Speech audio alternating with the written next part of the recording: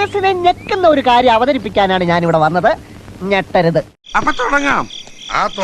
ഇപ്പൊ പലരും എനിക്ക് DMs എന്താണ് ജാൻമോനി ആയിട്ട് വീഡിയോസ് വരാത്ത ഇപ്പൊ എനിക്ക് മനസ്സിലായി സാറ് മറ്റേതാണല്ലേ എന്തുകൊണ്ട് ജാൻമോനി ആയിട്ട് വീഡിയോസ് ചെയ്യുന്നില്ല എന്ന് പറഞ്ഞിട്ട് എനിക്ക് കുറെ മെസ്സേജ് വരുന്നുണ്ട്. നീ നമ്മുടെ തറവാടിന്റെ പാരമ്പര്യം കാത്തു. അപ്പൊ എല്ലാം കൂടി അഡ്രസ് ചെയ്ത് ഈ വീഡിയോയിൽ എന്നെ പറയാന്ന് വിചാരിച്ചു. എന്താ റീസൺ എന്ന് എനിക്കും അറിയില്ല.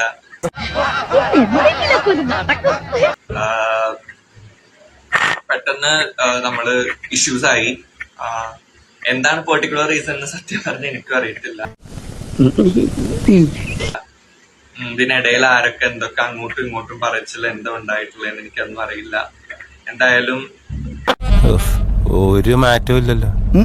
അവരെന്നെ ഫോളോ ചെയ്യുന്നില്ല, ഞാൻ അവരെയും ഫോളോ ചെയ്യുന്നില്ല.